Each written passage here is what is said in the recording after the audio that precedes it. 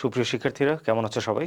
তোমাদের আবারও স্বাগত জানাচ্ছি তোমাদের অতি প্রিয় হিসাব বিজ্ঞানের class, Swapan sir the magician of অ্যাকাউন্টিংয়ের ক্লাসে।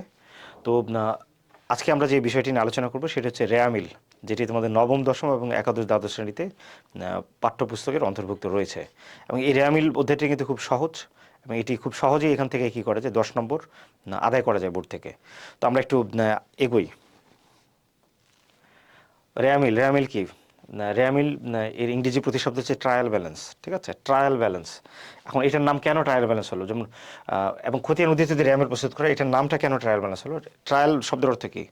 যখন দেখবে যে তোমরা যদি কোনো ড্রেস কিনতে চাও, তখন কি করো, যে ড্রেসটা ঠিকঠাক আছে কিনা, এই জন্য আমরা কী করতে, ট্রায়াল রুমে ড্রেসটা ট্রায়াল দিয়ে দেখি যে ড্রেস ঠিক আছে কিনা।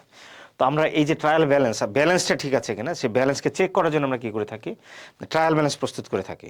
যে যদি কোনো আমাদের হিসাবে লেনদেনে লিপিবদ্ধকরণে কোনো ভুল থাকে, সেই ভুলগুলো কিন্তু রেয়ামিল প্রস্তুত করতে গিয়ে কিন্তু কি ধরা পড়বে। ঠিক আছে, এবং কিছু ভুল আছে রেয়ামিলে ধরা পড়ে না, সেগুলো আমরা সামনে আলোচনা করব। তাহলে খতিয়ান উদ্ধৃতি দিয়ে রেয়ামিল প্রস্তুত করা হয়। আমরা একটা লেনদেন যখন হয়, সর্বপ্রথম আমরা কোথায় লিপিবদ্ধ করি? জাবেদায়। এবং জাবেদা থেকে কোথায় লিপিবদ্ধ করি? খতিয়ানে। এবং সবশেষে খতিয়ানের যে আমরা ব্যালেন্স পাই, চূড়ান্ত ব্যালেন্স পাই, ওই ব্যালেন্সটাকে আমরা কোথায় লিপিবদ্ধ করি? রেয়ামিলে। এবং রেয়ামিল থেকে আমরা পরবর্তীতে আর্থিক অবস্থার বিবরণী প্রস্তুত করে থাকি। ঠিক আছে, রেয়ামিল হিসাব চক্রের পঞ্চম ধাপ। সাধারণত আর্থিক অবস্থার বিবরণী প্রস্তুত করার পূর্বে রেয়ামিল প্রস্তুত করা হয়। রেয়ামিলের মাধ্যমে গাণিতিক শুদ্ধতা যাচাই করা হয়, এটা সবচেয়ে ইম্পর্টেন্ট। রেয়ামিল মূলত কোনো হিসাব খাত নয়, এটির মাধ্যমে গাণিতিক শুদ্ধতা কী করা হয়, যাচাই করা হয়। এটা হচ্ছে মূল কাজ এটার। রেয়ামিলের মাধ্যমে যাবতীয় হিসাবগুলোকে ডেবিট ক্রেডিট অনুসারে লিপিবদ্ধ করা হয়। এবং রেয়ামিল যে বিষয়গুলো অন্তর্ভুক্ত হয় না, তা আর্থিক বিবরণী প্রস্তুতের সময় সমন্বয় দাখিলা হিসাবে দেখানো হয়। ওকে, আমরা একটু পরবর্তী পেজে যাই। রেয়ামিলে ডেবিট হবে যেসব দফাসমূহ। এখন রেয়ামিল প্রস্তুত করতে গিয়ে রেয়ামিলের দুইটা পার্শ্ব থাকে, ডেবিট পার্শ্ব, ক্রেডিট পার্শ্ব।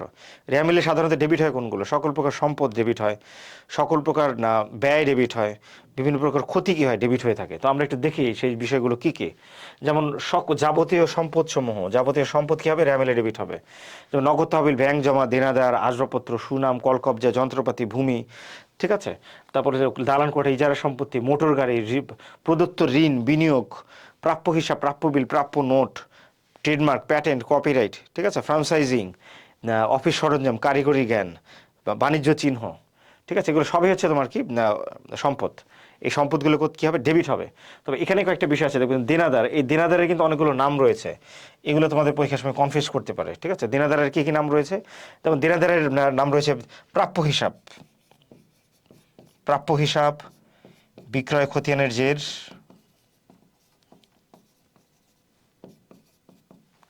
পুস্তক ঋণ,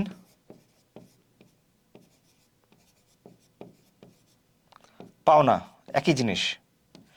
ঠিক আছে, প্রাপ্য হিসাব, বিক্রয় খতিয়ানের জের, পুস্তক ঋণ, পাওনা। দেনাদারের অনেকগুলো নাম রয়েছে, এগুলো তোমাদের কনফিউজ করার জন্য দিয়ে থাকবে কোশ্চেনে, যে দেনাদারের পুস্তক ঋণ মানে কিন্তু ঋণ নয়, এটা কিন্তু মূলত দেনাদারকে বোঝানো হয়েছে। ঠিক আছে, এটা। এরপর দেখো যাবতীয় খরচাবলী, যেমন বেতন, মজুরি, ভাড়া, ক্রয়, মনিহারি খরচ। ঠিক আছে, ডাকতার, তারপর হচ্ছে তোমার কি সাপ্লাইজ খরচ, বিজ্ঞাপন খরচ, বিমা প্রিমিয়াম, কারখানার খরচ, কারখানা গ্যাস পানি বিদ্যুৎ বিল, জ্বালানি খরচ, কয়লা খরচ, জাহাজ ভাড়া, ক্রয় পরিবহন, বিক্রয় পরিবহন, প্রদত্ত ঋণ, প্রদত্ত বাট্টা, প্রদত্ত কমিশন। ঠিক আছে, এগুলো হচ্ছে তোমার কি মেরামত খরচ। এগুলো প্রত্যেকটি হচ্ছে তোমার কি আমদানি শুল্ক, রপ্তানি শুল্ক, এগুলো প্রত্যেকটি হচ্ছে খরচ। এবং এই খরচগুলো কী হবে, ডেবিট হবে। ঠিক আছে, যাবতীয় ক্ষতিসমূহ, ক্ষতিতে কী কী রয়েছে দেখো, যে অনাদায়ী পাওনা বা কুঋণ, সম্পত্তি চুরি অপসারণ এবং সম্পত্তি বিক্রয়ের ক্ষতি, ক্যাশ বাক্স থেকে চুরি, ছিনতাই ইত্যাদি, এগুলো হচ্ছে তোমার কি ক্ষতি। এই ক্ষতিগুলো কি হয়ে থাকে, ডেবিট হয়ে থাকে। অগ্রিম খরচাবলী, যদি অগ্রিম খরচ হয়ে থাকে, অগ্রিম খরচকে আমরা চলতি সম্পদ হিসেবে বিবেচনা করি। যেহেতু সম্পদ ডেবিট হয়, তাহলে অগ্রিম খরচও কী হবে, ডেবিট হবে। যেমন অগ্রিম ভাড়া, অগ্রিম বেতন, অগ্রিম বিমা সালামি, অগ্রিম মজুরি, বকেয়া আয়, এগুলো কী হবে, আমাদের ডেবিট হবে। ঠিক আছে, এরপর দেখো যেটা আছে সেটা হচ্ছে বকেয়া আয়। যেমন বকেয়া আয়তে আমরা দেখতে পাচ্ছি বিনিয়োগের বকেয়া সুদ, প্রাপ্য ভাড়া। ঠিক আছে, প্রাপ্য সেবায় বা বকেয়া সেবায়, বকেয়া উপভাড়া, এগুলো হচ্ছে তোমার কি হবে, ডেবিট হবে। যদি বকেয়া আয় থাকে, সেগুলো কি হবে, ডেবিট হবে। অন্যান্যতে যেমন মালিকানা সত্ত্বের পরিমাণ করে এমন হিসাব, যেমন উত্তোলন, জীবন বীমা প্রিমিয়াম, আয়কর, এগুলো কি হবে, ডেবিট হবে। কারণ এগুলো কিন্তু প্রত্যেকটি মালিকানা সত্ত্বকে হ্রাস করে এবং এগুলো উত্তোলন হিসেবে বিবেচিত হয়। এরপর হচ্ছে আয়ের পরিমাণ কমে এমন হিসাব, যেমন বিক্রয় ফেরত, বিক্রয় বাট্টা, পাওনাদারের বাট্টা সঞ্চিতি, প্রদেয় হিসাবে বাট্টা সঞ্চিতি, প্রদেয় বিলে বাট্টা সঞ্চিতি, প্রাপ্য বাট্টা সঞ্চিতি।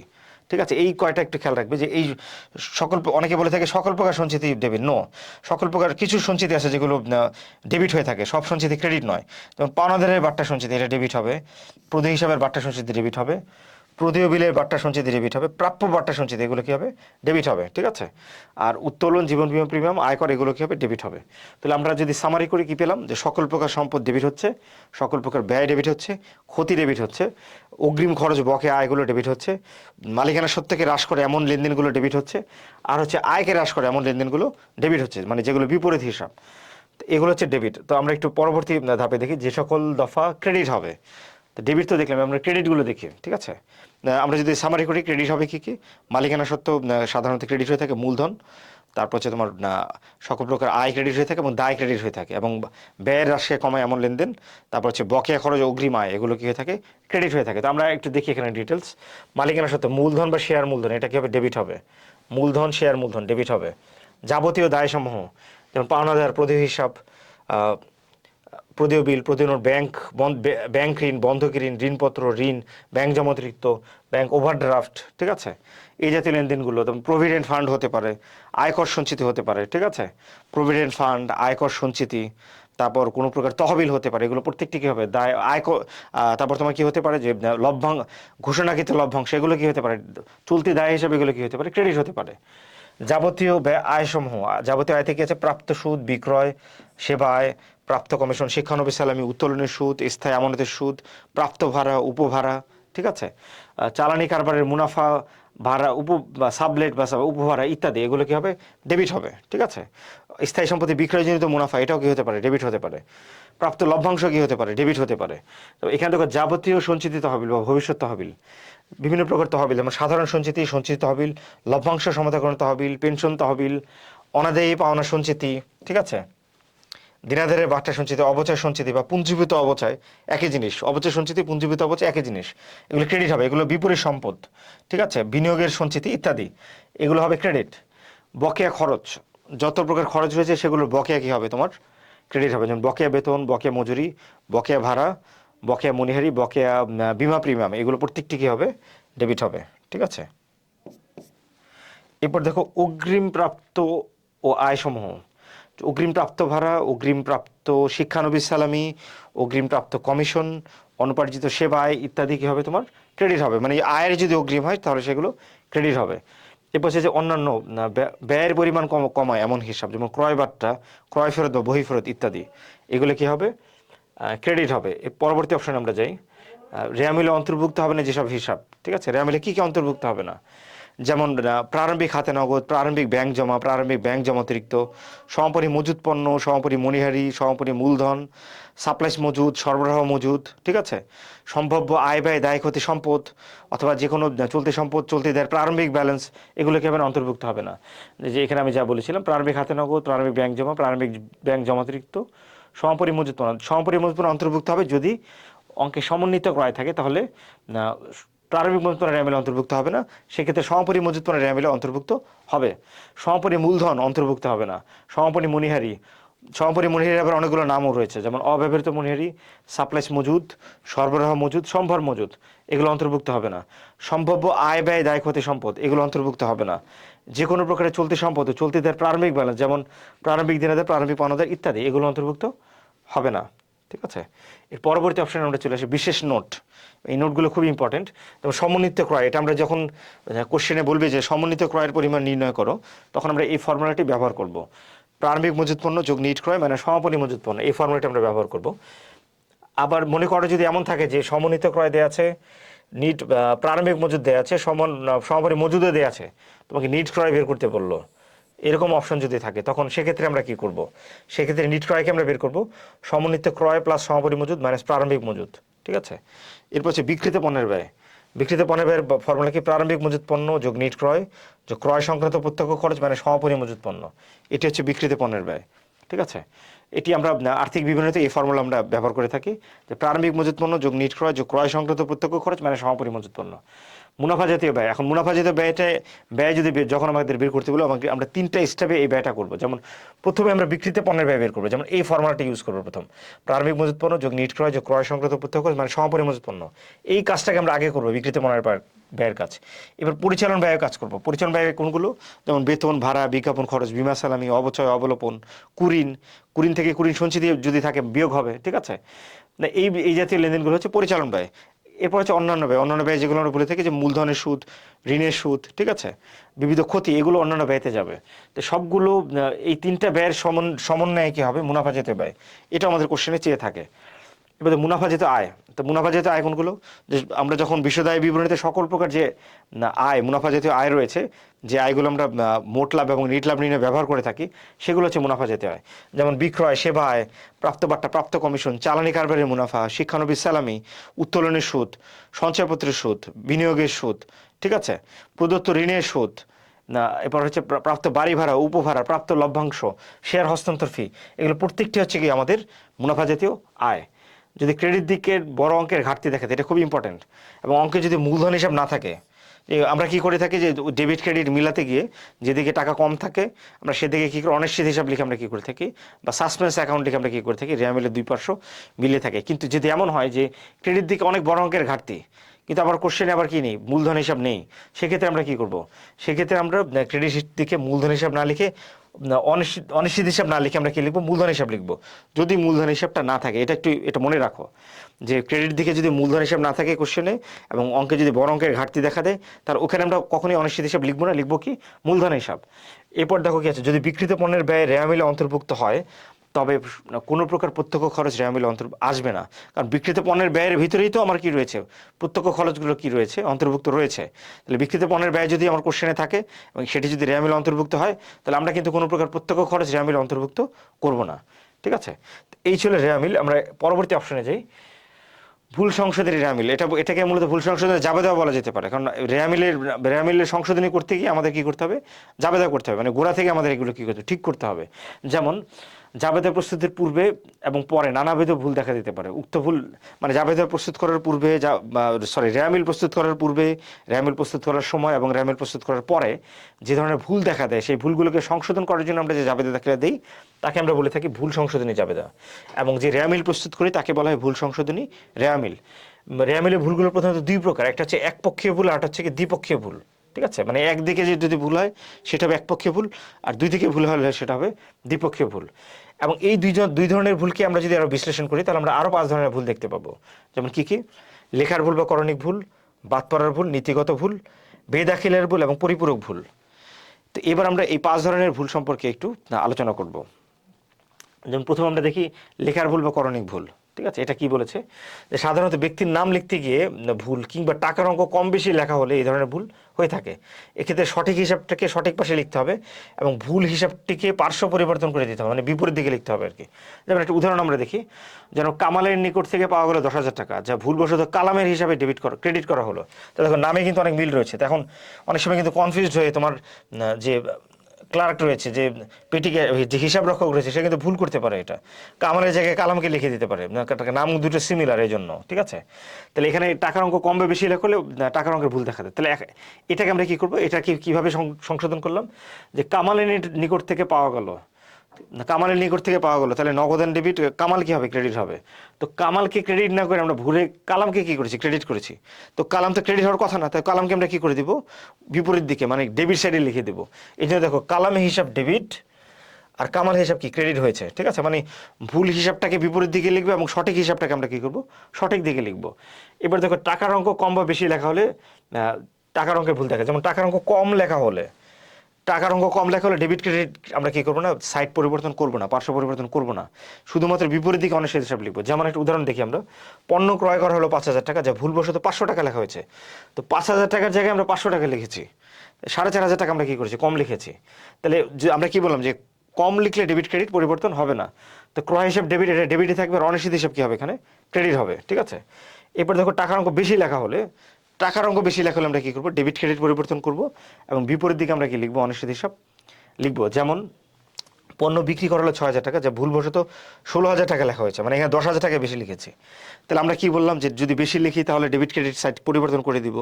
তো বিক্রয় কি অ্যাকাউন্ট? বিক্রয় হচ্ছে একটা ক্রেডিট অ্যাকাউন্ট। যেহেতু বেশি লেখা হয়েছে, বিক্রয়কে আমরা কি করে দিব? ডেবিট করে দেবো। তাহলে বিক্রয় হিসাব ডেবিট হবে আর অনিশ্চিত হিসাব কি হবে? ক্রেডিট হবে। এরপরে যে ভুলটা দেখতেছি বেদাখিলার ভুল। ঠিক আছে, বেদাখেলের ভুল বলতে কি বুঝি আমরা, যে সমজাতীয় হিসাবগুলোকে একটি হিসাবে টাকা অন্য হিসাবে যদি লেখা হয়ে থাকে এবং যখন এই ধরনের ভুল তৈরি হয় সেটাকে আমরা বেদাখেলের ভুল বলে থাকি। যেমন দুটো হিসাবে আয়, দুটো হিসাবে ব্যয়, দুটো হিসাবে সম্পদ বা দুটো হিসাবে দায়, একটি হিসাবে টাকা অন্য হিসাবে কি হয়েছে লেখা হয়ে গিয়েছে, তখন এই জাতীয় হিসাবকে বলা হয় বেদাখেলের ভুল। এবং এই জাতীয় ভুল সংশোধনের জন্য আমরা কি করব, সঠিক হিসাবকে সঠিক স্থানে লিখব এবং ভুল হিসাবকে বিপরীত দিকে লিখব। যেমন এখানে দেখো যে কি বলা আছে, যেমন সঠিক হিসাবকে সঠিক পাশে লিখতে হবে, ভুল হিসাবকে বিপরীত পাশে লিখতে হবে। যেমন ভাড়া প্রদান করা হলো 5,000 টাকা, যা ভুলবশত বেতন হিসাবে অন্তর্ভুক্ত হয়েছে। তাহলে ভাড়া প্রদান করা হলো, তো ভাড়াও একটা ব্যয়, এখানে খেয়াল করে দেখো, ভাড়া হচ্ছে একটা ব্যয় এবং বেতনও হচ্ছে একটা ব্যয়। তো ভাড়ার জায়গায় আমরা কি লিখেছি, বেতন লিখেছি। তো বেতন তো ডেবিট হওয়ার কথা না, বেতনকে আমরা এখন কি করে দেবো, বেতনকে ক্রেডিট করে দেবো। আর ভাড়া ডেবিট হওয়ার কথা, ভাড়াকে আমরা ডেবিট দিকে লিখবো। আরেকটা উদাহরণ আমরা দেখতে পারি যে আসবাবপত্র ক্রয় করা হয়েছে 40,000 টাকা, যা ভুলবশত যন্ত্রপাতি হিসাবে লেখা হয়েছে। এখানেও কিন্তু একই ঘটনা, আসবাবপত্র একটা সম্পদ, যন্ত্রপাতিও একটা সম্পদ। তো দুইটা সম্পদ, একটা সম্পদের জায়গায় আরেকটা সম্পদকে লেখা হয়েছে, মানে আসবাবপত্রের জায়গায় আমরা কি লিখেছি, যন্ত্রপাতি লিখেছি। তো সেক্ষেত্রে হবে আসবাবপত্রের হিসাব ডেবিট, যন্ত্রপাতি হিসাবকে আমরা কি লিখবো, ক্রেডিট লিখবো। ঠিক আছে, কারণ আসবাবপত্রের ডেবিট হওয়ার কথা ছিল, আসবাবপত্রকে ডেবিটই রাখবো, কিন্তু যন্ত্রপাতি তো ডেবিট হওয়ার কথা না, তখন আমরা যন্ত্রপাতিকে কি করে দেবো, ক্রেডিট করে দেবো। ঠিক আছে, এটা গেল আমাদের বেদাখেলার ভুল। এরপর আমরা দেখি নীতিগত ভুল। হ্যাঁ, নীতিগত ভুলটা কি, নীতিগত ভুল হচ্ছে তোমার মুনাফা জাতীয় আয় বা ব্যয়কে আমরা যদি মূলধন জাতীয় আয় বা ব্যয় হিসাবে দেখাই, অথবা মূলধন জাতীয় আয় বা ব্যয়কে মুনাফা জাতীয় আয় বা ব্যয় হিসাবে দেখাই, তাহলে সেটাকে বলা হয় তোমার নীতিগত ভুল। এখন কথা হচ্ছে মুনাফা জাতীয় আয় কোনগুলো, মুনাফা জাতীয় আয় ব্যয় কোনগুলো, যে আয় ব্যয় নিয়মিত হয়ে থাকে। ঠিক আছে, যে আয় ব্যয় আমরা বিশদ বিবরণীতে অন্তর্ভুক্ত করি। যেমন ক্রয়, মনে করো আয়, মুনাফা জাতীয় আয় বললে আমরা একটু আগে উদাহরণ দিয়েছি, এটা মিলে সকল প্রকার আয়, যেমন যেগুলো আমরা বিশদ বিবরণীতে ব্যবহার করি। যেমন আমরা একটু পিছনে যদি ফিরে যাই তোমাদের দেখ সুবিধার জন্য, যেমন এখানে দেখো মুনাফা জাতীয় আয় বলতে আমরা কি বুঝে থাকি, মুনাফা জাতীয় আয় বলতে দেখো এই যে যাবতীয় আয় সময়, এই যেগুলো প্রত্যেকটা কিন্তু মুনাফা জাতীয় আয়। প্রাপ্ত সুদ, বিক্রয়, সম্পদ, কমিশন, এগুলো প্রত্যেকটা মুনাফা জাতীয় আয়। প্রাপ্ত কমিশন, শিক্ষানবিশ সালামি, উত্তরণের সুদ, স্থায়ী আমানতের সুদ, বাট্টা প্রাপ্তি, চালানি কারবার লাভ, উপহার, এগুলো প্রত্যেকটা মুনাফা জাতীয় আয়। ঠিক আছে, আবার মুনাফা জাতীয় ব্যয় কোনগুলো, মুনাফা জাতীয় ব্যয় হচ্ছে যেগুলো এই যে এখানে দেখো যাবতীয় খরচা বলে, যেগুলো বেতন, মজুরি, ভাড়া, ক্রয় পরিবহন, বিক্রয় পরিবহন, মানে যত প্রকার ব্যয় আছে। ঠিক আছে, এগুলো মুনাফা জাতীয় ব্যয়। তাহলে মূলধন জাতীয় কোনগুলো, মূলধন জাতীয় ব্যয় হচ্ছে যেগুলো সম্পদ। ঠিক আছে, সম্পদ যদি আমরা ক্রয় করে থাকি অথবা সম্পদের পিছনে যদি কোনো খরচ হয়ে থাকে, সেগুলো হবে মূলধন জাতীয় ব্যয়। এখন মূলধন জাতীয় ব্যয়কে আমরা যদি মুনাফা জাতীয় ব্যয় হিসেবে দেখাই, অথবা মুনাফা জাতীয় আয় ব্যয়কে মূলধন জাতীয় আয় ব্যয় হিসেবে দেখাই, তাহলে আমাদের যে ভুল হবে সেটা হচ্ছে নীতিগত ভুল। তো আমরা একটা উদাহরণ দেখি, যন্ত্রপাতি ক্রয়ের সংস্থাপন ব্যয় 1,500 টাকা, যা ভুলবশত মজুরি হিসাবে লেখা হয়েছে। আচ্ছা, যন্ত্রপাতি ক্রয় সংস্থাপন ব্যয়, তাহলে যন্ত্রপাতি ক্রয়, যন্ত্রপাতি একটা স্থায়ী সম্পদ এবং এটা ক্রয় করতে গিয়ে আমার, ক্রয় করে আমি যদি সংস্থাপন করি, এটা কি যন্ত্রপাতির একটা আনুষঙ্গিক খরচ, এবং স্থায়ী সম্পত্তির আনুষঙ্গিক খরচ স্থায়ী সম্পদ হিসেবে বিবেচিত হবে, ওটা মুনাফা জাতীয় ব্যয় হিসেবে বিবেচিত হবে না। তাহলে সংস্থাপন ব্যয় হচ্ছে, সংস্থাপন ব্যয়টি যন্ত্রপাতির সাথে কি হয়ে যাবে, যোগ হয়ে যাবে, এটা স্থায়ী সম্পদ হিসেবে বিবেচিত হবে। ঠিক আছে, তাহলে সেক্ষেত্রে সংস্থাপন ব্যয় ডেবিট না করে আমরা কি করব, যন্ত্রপাতিকে ডেবিট করব। তো যন্ত্রপাতিকে ডেবিট না করে আমরা ভুলে মজুরিকে কি করে ফেলেছি, ডেবিট করে ফেলেছি। তো মজুরি তো ডেবিট হওয়ার কথা না, এই জন্য মজুরিকে আমরা কি করে দেবো, ক্রেডিট করে দিব। আর যন্ত্রপাতি ডেবিট হওয়ার কথা, যন্ত্রপাতিকে আমরা ডেবিট করে দিব। ঠিক আছে, ঠিক একইভাবে আরও একটা উদাহরণ আমরা দেখি, যে আসবাবপত্র ক্রয় 25,000 টাকাতে ভুলবশত ক্রয় হিসাবে লেখা হয়েছে, আসবাবপত্রের জায়গায় আমরা ক্রয় হিসাবে লিখেছি। তো ক্রয় তো, ক্রয় হচ্ছে একটা ব্যয় আর আসবাবপত্র হচ্ছে সম্পদ, মানে ব্যয়কে সম্পদ হিসেবে দেখেছি। ক্রয় হচ্ছে মুনাফা জাতীয় ব্যয় আর আসবাবপত্র হচ্ছে মূলধন জাতীয় ব্যয়। তো এখানে মুনাফা জাতীয় ব্যয়কে আমরা মূলধন জাতীয় ব্যয়কে মুনাফা জাতীয় ব্যয় হিসেবে দেখিয়েছি। এটা কারেকশন করতে হলে কী করতে হবে, আসবাবপত্র ক্রয় করা হয়েছে, তো আসবাবপত্র ডেবিট হওয়ার কথা, আসবাবপত্রকে আমরা ডেবিটেই রাখবো। তো ক্রয় তো ডেবিট হওয়ার কথা না, ক্রয়কে আমরা কী করে দেবো, ক্রেডিট করে দেবো। ঠিক আছে, এরপর আমরা দেখি বাদ পড়ার ভুল। আচ্ছা, কোনো লেনদেন যদি লিপিবদ্ধকরণ থেকে সম্পূর্ণরূপে বাদ পড়ে যায়, তাকে বলা হয় বাদ পড়ার ভুল। এক্ষেত্রে সংশোধনের জন্য মূল জাবেদারে লিখতে হবে। ঠিক আছে, মূল জাবেদারে লিখতে হবে। উদাহরণ, নগদে আসবাবপত্র ক্রয় করা হলো 20,000 টাকা, যা হিসাবভুক্তকরণ থেকে সম্পূর্ণরূপে বাদ পড়ে গিয়েছে। ঠিক আছে, 20,000 টাকা হিসাবভুক্তকরণ থেকে আমরা সম্পূর্ণরূপে বাদ পড়ে গেছি, হিসাবে উঠেই নি আমরা, তাহলে সেটা খতিয়ানও আসবে না, রেয়ামিলও আসবে না। তো এক্ষেত্রে যে কাজটা করতে হবে, যে সংশোধনের জন্য মূল জাবেদা কোনো কিছু আমরা পরিবর্তন করবো না, মূল যে জাবেদা আছে সেটাই লিখবো। যেমন একটা উদাহরণ দেখি, যে আসবাবপত্র ক্রয় করা হলো নগদে, তাহলে আসবাবপত্র ডেবিট, নগদ ক্রেডিট, মূল জাবেদারে আমরা এখানে কী করবো, লিখে দেবো। এটা হচ্ছে বাদ পড়ার ভুল। সর্বশেষ যে ভুলটা দেখবো সেটা হচ্ছে পরিপূরক ভুল। একই পরিমাণ টাকার অঙ্ক দ্বারা ডেবিট ক্রেডিট উভয় পাশে যদি ভুল হয়, ডেবিট ক্রেডিট যদি একই অঙ্কের টাকা দ্বারা ভুল হয়, তাকে আমরা বলবো কি পরিপূরক ভুল। যেমন দেখো এখানে একটা উদাহরণ দেখি, পণ্য ক্রয় 20,000 টাকা যা ভুলবশত 18,000 টাকা লেখা হয়েছে, অপরপক্ষে পণ্য বিক্রয় 60,000 টাকা যা ভুলবশত 58,000 টাকায় লেখা হয়েছে। ঠিক আছে, তাহলে এবার খেয়াল করো, 20,000-এর জায়গায় 18,000 লিখেছি, 2,000 কম লিখেছি। আবার 60,000 টাকা 60,000-এর জায়গায় 58,000 লিখেছি, এখানেও 2,000 টাকা কম লিখেছি। তাহলে সেক্ষেত্রে এটাকে আমরা সংশোধন কীভাবে করব? ক্রয় হিসাব ডেবিট, বিক্রয় হিসাব ক্রেডিট। ঠিক আছে, তাহলে ক্রয় হিসাব ডেবিট, না বিক্রয় হিসাব ক্রেডিট, উভয় পাশে 2,000 টাকায় গরমিল, তাহলে ক্রয়ও 2,000 টাকা বাড়াতে হবে, বিক্রয় 2,000 টাকা বাড়াতে হবে। এই জন্য আমরা কিন্তু এটা ডেবিট ক্রেডিট পরিবর্তন হয়নি, ক্রয় 2,000 টাকা লিখেছি আমরা, বিক্রয়ও 2,000 টাকা লিখেছি। তো এই ছিল আমাদের রেয়ামিল ও ভুল সংশোধনী সংক্রান্ত ক্লাস। তো তোমরা যে কাজটা করবে, thank you so much dear student, subscribe my channel and follow my Facebook page Swapan sir the magician of accounting. এই পেজটা তোমরা অবশ্যই কী করবে, ফলো এবং সাবস্ক্রাইব করে থাকবে। তো সবাইকে আবারও শুভেচ্ছা জানিয়ে আজকের মতো এখানেই বিদায় নিচ্ছি। আল্লাহ হাফেজ।